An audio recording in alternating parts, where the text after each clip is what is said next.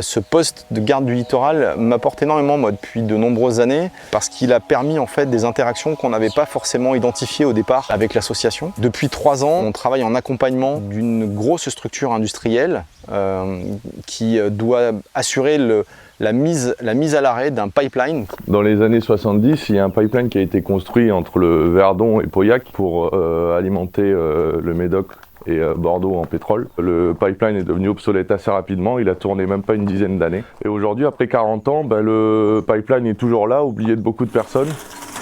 Donc ça, c'est ce qui s'appelle les chapeaux, en fait, et ça représente le passage du pipeline. Donc quand il y a un chapeau comme ça, c'est que le pipe était en dessous.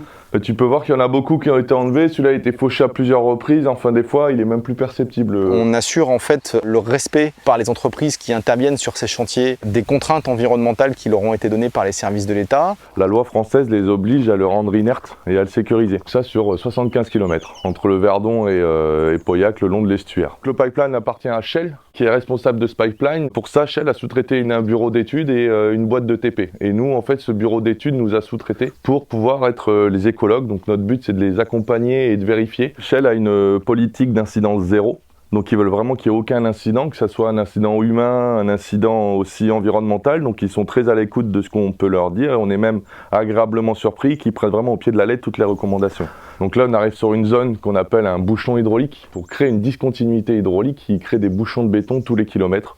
Sinon, le pipeline, il peut se transformer en drain, en fait, avec les fuites qu'il peut y avoir à l'intérieur. Là, les travaux sont tout frais, là. Le pipeline est juste en dessous, là. Du coup, la grosse problématique ici, comme on peut le voir, c'est que c'est une forêt de baccaris. Vu que c'est une espèce invasive, ils n'ont pas le droit de déplacer les baccaris de l'extérieur de la zone. Donc, on leur avait recommandé soit de les mettre en tas ou en andin, soit de les broyer sur place pour éviter et limiter au maximum tout risque de contamination. Tout a l'air bien ici, ils ont retranché, ils ont bien remis à plat, le chemin est en bon état. Il y a des constats d'huissiers qui vont passer, je pense qu'ici il n'y aura pas de problème. Donc on fait un ensemble de photos pour pouvoir faire un rapport que j'envoie à l'Adréal et au service de l'État.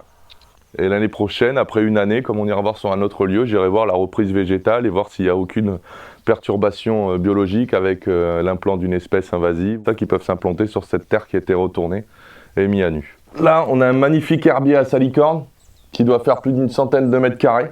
Ils voulaient creuser vraiment dans le fond et se dire au minimum, et en fait c'est moi qui les ai fait décaler pour venir ici. Ils ont respecté toutes les préconisations qu'on leur a données, l'impact est vraiment minime de chez minime. Du coup on a vraiment préservé cet endroit-là et ils ont rebouché. Il y a même la salicorne déjà qui est présente, peut-être qu'il y aura une reprise rapide de cette espèce. Et c'est pour nous une énorme fenêtre d'opportunité pour sensibiliser aussi les équipes qui travaillent, les entreprises qui travaillent sur ces sujets, aux enjeux qui sont les nôtres.